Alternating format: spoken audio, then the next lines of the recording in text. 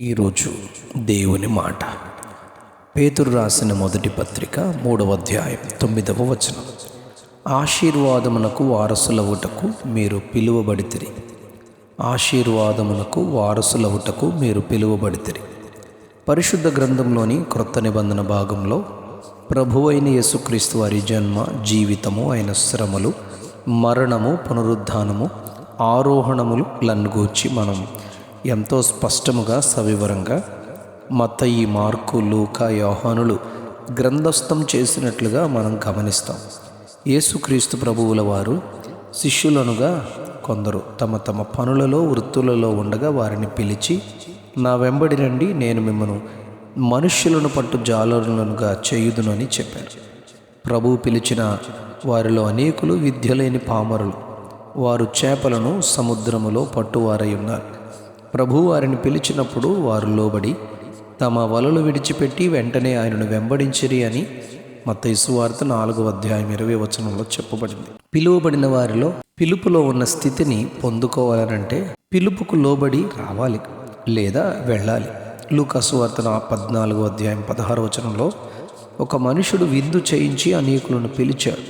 విందు కాలమందు అతడు ఇప్పుడు విందు సిద్ధమై ఉంది, రెండని పిలువబడిన వారితో చెప్పడానికి తన దాసులను పంపించాడైతే వారందరూ ఏక మనస్సుతో నెపములు, సాకులు చెప్పసాగిరని చెప్పబడింది.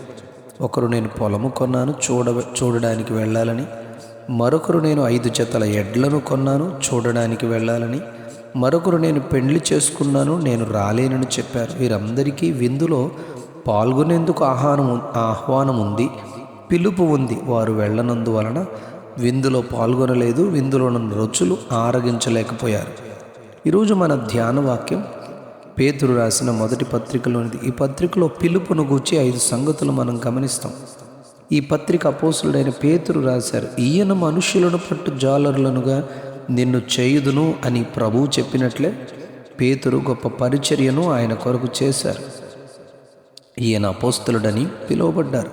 ఈ పేతురు మనం కూడా ఆయన పిలుపులో ఉన్నామని చెప్పారు. ఆయన పిలుపుకు ముందే ఆయన మనలను నిర్ణయించారు అని చెప్పబడింది. రోమపత్రిక 8వ అధ్యాయం 28, 30 వచనాల్లో ఎవరిని ముందుగా నిర్ణయించెనో వారిని పిలిచెను, ఎవరిని పిలిచెనో వారిని నీతిమంతులుగా తీర్చెను, ఎవరిని నీతిమంతులుగా తీర్చెనో వారిని మహిమపరచెను అని చెప్పబడింది. అయితే ఈ పేతురు గారు కూడా మనలను దేవుడు 5 విషయాల కొరకు పిలిచారు అని తాను రాసిన 5 అధ్యాయాలలో చెప్పారు. మొదటి అధ్యాయం 16వ వచనంలో, మిమ్మల్ని పిలిచినవాడు పరిశుద్ధుడై ఉన్న ప్రకారము మీరును పరిశుద్ధులై ఉండుటకు పిలిచారని చెప్పారు. పరిశుద్ధత లేకుండా ప్రభువును చూడలేం గనుక, ప్రభువును చేరలేం గనుక పాపములో నుండి తన పరిశుద్ధతలోనికి ఆయన ప్రేమతో పిలుస్తున్నారని చెప్పారు. రెండవదిగా 2వ అధ్యాయం 9వ వచనంలో, చీకటిలో నుండి ఆశ్చర్యకరమైన తన వెలుగులోనికి మిమ్మను ఆయన పిలిచారు అని చెప్పారు. అవును, పూర్వము మీరు చీకటి అయి ఉంటిరి, ఇప్పుడు దేవుని వెలుగై ఉన్నారని చెప్పారు. చీకటి అనగా రాత్రి కాలమందు మనం చూస్తున్నది కాదు, కానీ ఆధ్యాత్మికంగా మన మనోనేత్రములు గుడ్డితనము కలిగిన స్థితిలోనే అంధకారము, చీకటి జీవితము అని చెప్పబడుతూ ఉంది. సమరయ స్త్రీ ఈ చీకటి బ్రతుకును కలిగి ఉంది, కానీ ఆయన ఆశ్చర్యకరమైన తన వెలుగులోనికి ఆమెను పిలిచారు. ఆమె చీకటి బ్రతుకు నుండి వెలుపలికి ఆయన పిలిచారు. ఆమె వచ్చిన తరువాత అనేకులు నా వెలుగులోనికి రమ్మని పిలిచింది. వారు కూడా, నీవు పిలిచిన దానిని బట్టి మేము వచ్చి ఈయన లోకరక్షకుడని సాక్ష్యమిచ్చారు. పిలిచిన దేవుని గుణాతిశయములను ఆమె ప్రచురము చేసింది. ఈ సమరయ స్త్రీ చీకటి బ్రతుకు ఆశ్చర్యమైన వెలుగైంది. మూడవదిగా 2వ అధ్యాయం 20వ వచనంలో, మేలు చేసి బాధపడినప్పుడు మీరు సహించిన ఎడల అది దేవునికి హితమగును, ఇందుకే మీరు పిలువబడితిరి అన్నారు. మేలు చేసిన మనకు బాధ ఎదురైనా సహించాలి. అందుకే మనం పిలువబడ్డాం. ఆయన ప్రేమతో పంచిన రొట్టెలు తినిన వారు ఆయనపై రాళ్ళు విసిరారు, హేళన చేశారు, నిందించారు. సిలువ వేయండి, సిలువ వేయండి అని కేకలు వేశారు. అవును, మేలు చేసి బాధపడిన వానిగా యేసయ్య ఉన్నారు. మనం కూడా అదే స్థితిలో ఉన్నాం.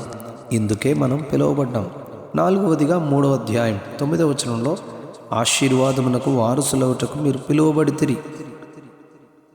శాపంలోనున్న మనలను ఆశీర్వాదంలోనికి ఆయన పిలిచారు.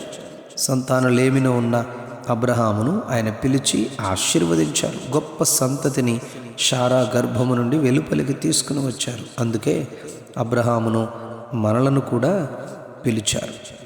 అబ్రహాము వలె మనలను కూడా ప్రభు పిలుస్తూ ఉన్నారు.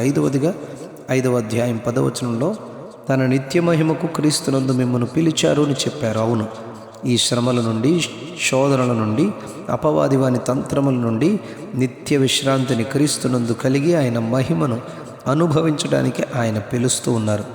కొన్ని శ్రమలు ఎదురైనా ఈ లోకంలో ఆయన వాగ్దాన ప్రకారం పిలిచిన పిలుపులో మనం లోబడి మనము తప్పక మహిమపరచబడతాం. ఆ మహిమ నిత్య జీవం ఆయనతో కూడా మనం ఉంటుంది. అట్టి ఆశీర్వాదం, మహిమకరమైన జీవితం ఆయనలో మనమును పొందుకుందుముగాక. Amen, amen, amen. పేతురు రాసిన మొదటి పత్రిక 3వ అధ్యాయం 9వ వచనం. ఆశీర్వాదమునకు వారసులవుటకు మీరు పిలువబడితిరి. ఆశీర్వాదమునకు వారసులవుటకు మీరు పిలువబడితిరి. Amen, amen, amen.